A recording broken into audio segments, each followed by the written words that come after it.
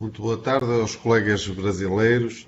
E agradeço, antes de mais nada, ao Guilherme Barcelos, que teve este trabalho de nos pôr em conjunto e podermos debater uma coisa que me parece importante, porque realmente, quando se fala em medicina interna, há medicina interna muito diferente nos vários cantos do mundo. E nós estamos convencidos de que há um modelo ibérico, eu diria que é partilhado entre Portugal e Espanha, que me parece que é o modelo mais adequado às necessidades dos doentes de hoje e, por outro lado, também é aquele que garantirá a sustentabilidade do sistema. E vou tentar convencer-vos disso mesmo, tentando que algumas das coisas que eu vá dizer possam servir também ao Brasil, em que realmente a lusofonia a nível da medicina interna teria uma valorização muito maior. E como tudo tem uma história, tudo começa de facto nos anos 80. E nos anos 80 começou a pensar-se de que, digamos, a medicina, a saúde dos cidadãos, baseada nas subespecialidades de órgão, realmente acabava por ser muito mais cara e nem sequer, vários trabalhos apareceram nesse sentido, nem sequer se obtinham, de facto, melhores resultados. De certo modo, era preciso criar a figura de um gestor do doente no hospital que escolhesse apenas os exames subsidiários necessários, promovesse apenas as consultadorias que realmente fossem mesmo necessárias e que mantivesse uma visão global do doente, nomeadamente no doente complexo, com múltiplas patologias, de forma a que houvesse qualidade na assistência, mas ao mesmo tempo conseguíssemos controlar os custos em que realmente são sempre finitos, em qualquer que seja o país. Mas o que é facto é que realmente não inventamos nada. Já no American College se definia como internista o primeiro contacto com o doente e um prestador em extensão e em continuidade. Deveria ser um médico que gere todos os aspectos da doença de natureza biomédica e psicossociais, o perito na prevenção, no diagnóstico precoce e na promoção da saúde, o orientador do doente no cenário de saúde complexo, como há pouco disse, o perito responsável pela assistência a doentes com doença avançada, doença de diversos órgãos ou sistemas, no hospital ou fora dele, um consultor para os problemas clínicos difíceis ou complexos, um consultor para as questões clínicas definidas em função dos interesses e capacidades e um gestor de recursos familiarizado com a epidemiologia, decisão clínica e um grande gestor em termos da informação. Mas tudo imbrinca numa coisa absolutamente essencial que é a formação. A formação do internista que, antes de mais nada, e quanto a mim é essa uma das decisões políticas fundamentais, é que a medicina interna seja ela em si própria uma especialidade final e não propriamente uma especialidade que apenas é um ponto de partida para uma outra. E, portanto, isso é absolutamente essencial para que o número de internistas ganhe massa crítica e se possam impor dentro de um sistema de saúde. É preciso que essa formação seja humanista, que realmente tenha um fortíssimo componente na cabeceira do doente, o componente prático, que realmente os componentes do humanismo e da ética estejam sempre presentes, a epidemiologia com grande conhecimento nesse fundo e uma coisa que, quanto a mim, é fundamental nos internistas é que vão à patofisiologia e mesmo à biologia molecular para tentarem explicar os mecanismos das doenças. É isso que realmente nos define fundamentalmente no raciocínio clínico. E a nossa formação, se a gente comparasse os vários especialistas das várias áreas, nós diríamos de que temos o início do internato em que teremos na linha de baixo, a linha meia arroxeada, depois o médico de família tem um conhecimento global que é a linha verde, acima depois do clínico geral, acima da saída da especialidade, e o internista teria um conhecimento global, mas um conhecimento bastante acima, em que de facto podia lidar com um doente que tivesse várias patologias e um doente complexo. O especialista de órgão, no fundo, define-se como aquele que tem poucos conhecimentos de uma maneira geral e tem um pico de conhecimento, sem dúvida nenhuma, na sua área particular. É evidente que os internistas não lhes é vedado o facto de que, mantendo a visão global do doente, possam ter uma área de competência especial e se possam ser líderes de opinião nessa área, o que só favorece que realmente acabem por ter serviços de medicina com altíssima qualidade e centros de referência. Portanto, como é que nós temos a nossa especialidade montada há vários anos? E realmente até me dá um certo prazer dizê-lo, porque colaborei no programa de formação, que continua, aliás, em funcionamento, na altura em que estava no Colégio de Especialidade. Ora bem, a especialidade de Medicina Interna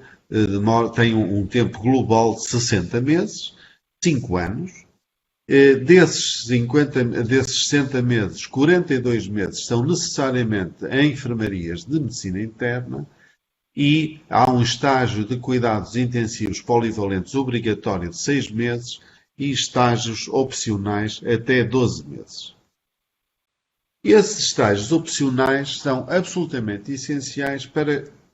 cobrir algumas áreas formativas em que estejam mais em déficit, ou então para criar já alguma tendência ou algum perfil específico. Mas, portanto, há estágios recomendados em cardiologia, em dermatologia, em infecciologia, imagiologia, endocrinologia, gastroenterologia, imunologia, nefrologia, neurologia, oncologia, pneumologia ou imagiologia, muitas vezes até com o exercício já próximo da qualidade. Ora, é evidente que o internista, com este tipo de formação holística, mas realmente muito sólida, acabam por ser muito importantes para os conselhos de administração. Fundamentalmente porque são essenciais pela sua capacidade de formação, porque lideram equipas, porque praticamente asseguram as necessidades da urgência, porque realmente estão bem treinados para poderem fazer investigação clínica direta, é com eles que estão a maior parte dos doentes, e realmente podem gerir de uma forma parcimoniosa os recursos existentes. E a grande mais-valia, de facto, é a sua plasticidade. Ele pode estar no doente agudo, desde os cuidados intensivos, emergência, intermédios, unidades de internamento de curta duração, enfermaria, cogestão do doente cirúrgico, hospital de dia aberto, unidades de hospitalização domiciliária,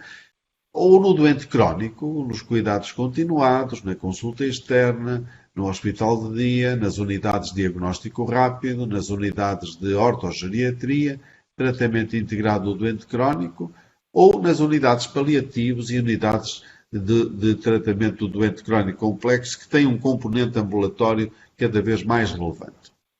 Portanto, com esta evolução, que começou nos anos 90, em que houve de facto uma decisão política, em que por ano começaram a entrar cerca de 200 novos internos em formação, em medicina interna, significa que nós atingimos agora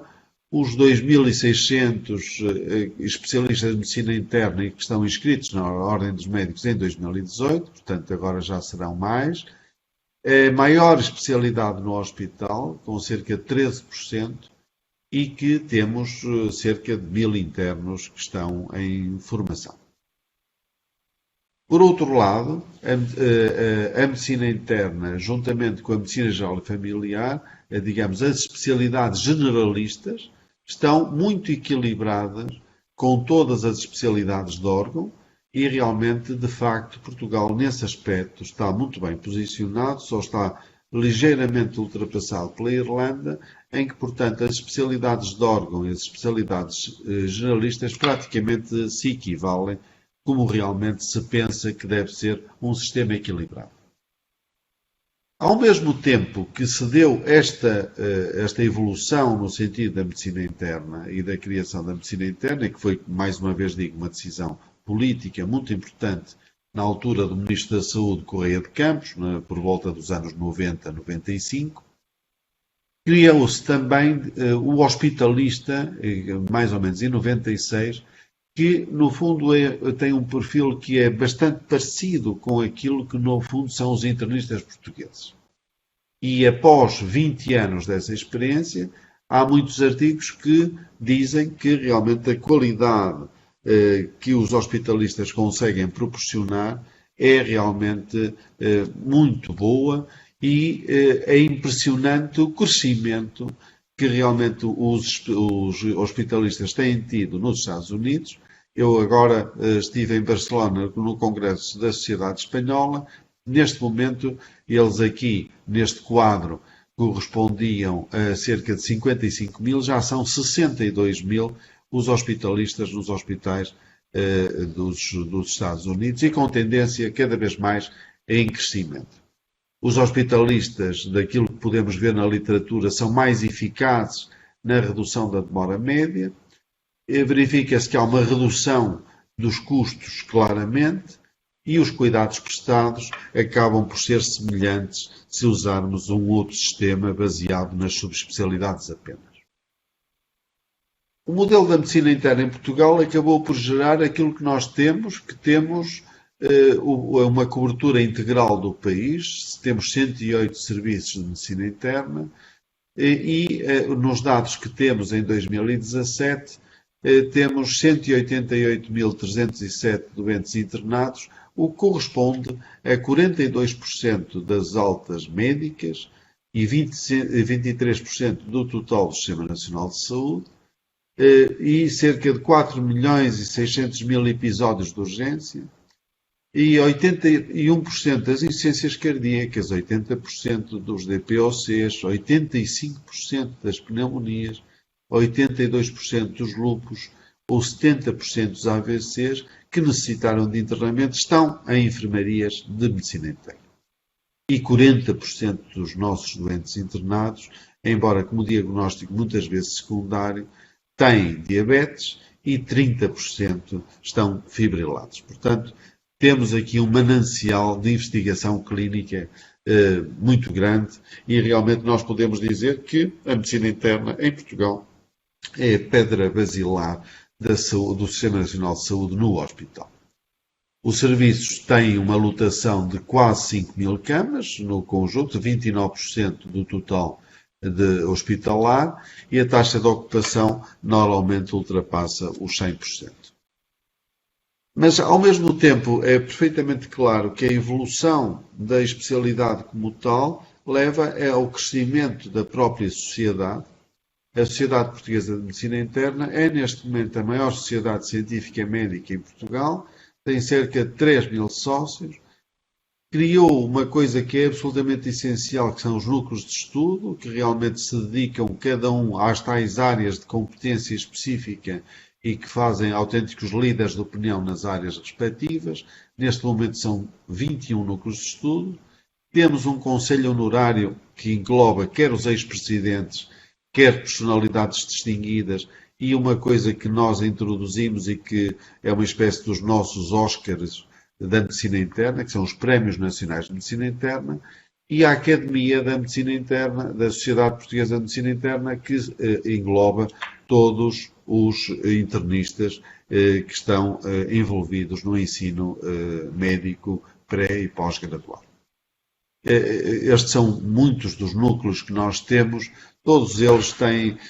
pelo menos uma reunião anual, alguns deles mais do que uma, e portanto a atividade é absolutamente espetacular, quer em termos da atividade dos congressos, quer da atividade científica.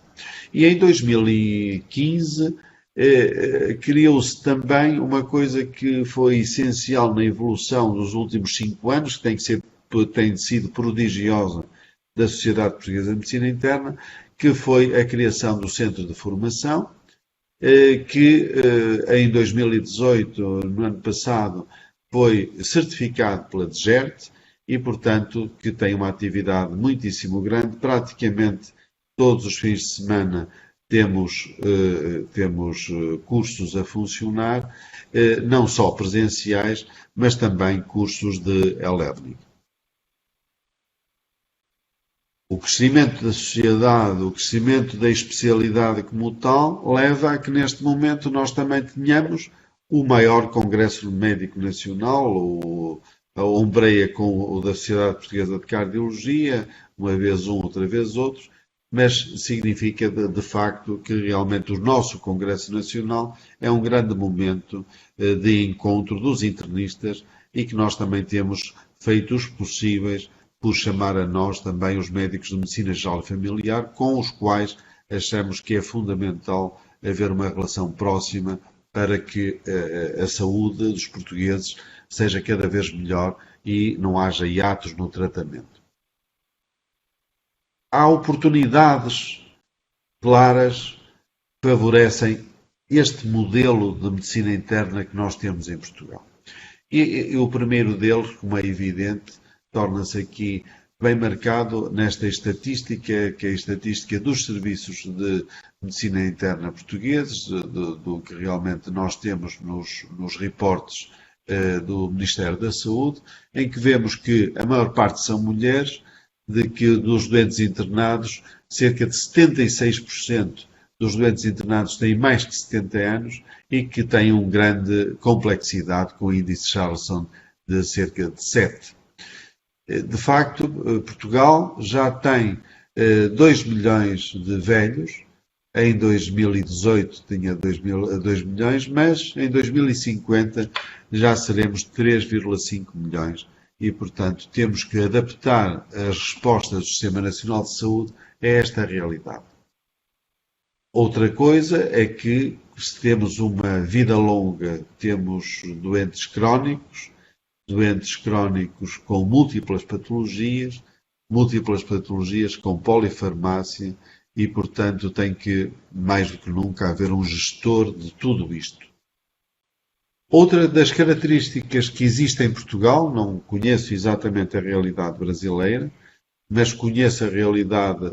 que existe nos países, por exemplo, da Europa, em que nós temos o dobro da média dos países da OCDE nas admissões ao serviço de urgência. E quem está no serviço de urgência, nós não temos especialidade de urgência, quem faz basicamente a urgência são os internistas. E os portugueses, em cada 100 habitantes por ano, 70,5 vão à urgência, pelo menos uma vez, e se nós quisermos comparar com a média dos países da OCDE, anda pelos 35, mas se pensarmos na Alemanha, vão 8,4 habitantes por cada 100 habitantes. E o que é também muito significativo é que menos de 10% dos episódios de urgência os doentes têm uma observação médica prévia. Portanto, é muito importante ter alguém que evita as altas indevidas e consegue fazer diagnósticos muitas vezes escondidos atrás de uma queixa banal. Outra das características da urgência é que a doença aguda é a maior causa de recurso ao serviço de urgência, enquanto nos outros países habitualmente é a emergência ou o trauma, e há uma incapacidade de resposta dos cuidados primários de saúde e, portanto, não há, na maior parte das vezes, como vimos, observação médica prévia, e os nossos serviços de medicina, no fundo, vão buscar à urgência cerca de 95% dos internamentos que efetuamos. Outra das coisas que torna os internistas e este modelo de medicina interna muito atrativo para os políticos, como atualmente o já verificaram a nível dos hospitais privados, é que realmente os recursos económicos são finitos. E os internistas, como gestores do doente no hospital, são mais eficientes e têm uma capacidade de poder chegar ao diagnóstico com menos exames subsidiários e em menos tempo e com uma aplicação que fazem sistemática e que aí no fundo é o seu timbre do raciocínio clínico lógico dedutivo. O que é que nós temos em grande expansão na medicina interna atualmente em Portugal? Por um lado, a cobertura nacional pelas equipas intra-hospitalares de cuidados paliativos, a consciencialização do papel do internista como gestor do doente no hospital, incluindo a nível também do próprio Ministério da Saúde, programas de tratamento integral da dor crónica, muito importante a cogestão do doente cirúrgico em parceria com a especialidade cirúrgica, a medicina perioperatória. As experiências mais avançadas estão nos hospitais privados, mas cada vez mais também nos hospitais públicos. A criação de alternativas ao internamento hospitalar, desde a hospitalização domiciliária, que neste momento, no final de 2019, já temos 28 hospitais no país que têm hospitalização domiciliária, unidades de diagnóstico rápido, hospital de dia aberto, que evita que doentes crónicos recorram ao serviço de urgência, unidades de internamento de curta duração. As unidades de geriatria e ortogeriatria, nomeadamente ligadas, portanto, à patologia ortopédica em doentes muito idosos e participação mais significativa nos internistas na área da medicina obstétrica, que é uma área de conhecimento também em grande expansão, mesmo porque cada vez as grávidas são mais idosas elas também. A Sociedade Portuguesa de Medicina Interna também, em 2017, começou um caminho relativamente novo, mas que para nós faz todo sentido, que é o da medicina preventiva. Isto é, os núcleos de estudo, cada um deles dedicado a uma determinada área, têm todas as condições de fazerem uma festa. É aquilo que nós chamamos a festa da saúde, em que cada barraquinha tem a possibilidade de fazer rastreios, ensinamentos úteis e, fundamentalmente, pôr os internistas em contacto com a população para saber exatamente o que é que podem fazer e cada vez são mais conhecidos, para além da urgência, também nesta área. Em dezembro, também, começamos a partir do ano passado, a partir de 2018, a chamar-lhe o mês da medicina interna. Porquê? De facto, em dezembro, janeiro e fevereiro são os 3 meses de inferno da medicina interna, porque aumenta cerca de 30% dos internamentos hospitalares e, por outro lado, os serviços de urgência se enchem porque não encontram quaisquer outras respostas e o serviço de urgência é a porta aberta onde encontram os internistas. Mas também, de facto, foi a 14 de dezembro de 1951 que nasceu a própria Sociedade Portuguesa de Medicina Interna e, portanto, amanhã mesmo estaremos a comemorar o 68º aniversário da nossa sociedade. O que eu acho é que realmente nós, internistas, temos que estar inteiros na medicina, temos que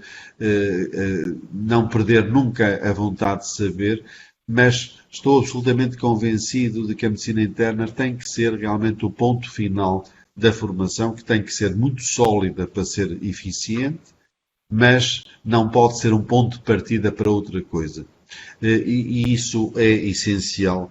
para que se compreenda que a especialidade assim é que tem valia e que pode servir de alicerce no Sistema Nacional de Saúde. E os internistas podem estar com várias formas contratuais, como estão em Portugal. Estão em hospital público e privado em simultâneo, no regime misto. Podem trabalhar em exclusividade no hospital público. Eu próprio estou em exclusividade, sou diretor de um serviço de medicina e estou em exclusividade no hospital. Ou trabalhar em exclusividade num hospital privado que atualmente são muitíssimo disputados porque realmente fazem a tal medicina, estão a tomar conta dos hospitais privados, desde os doentes médicos até aos doentes cirúrgicos na tal medicina perioperatória. Este é o meu hospital e queria-vos agradecer muito pela atenção que me prestaram. Muito obrigado, fico agora disponível para a nossa conversa.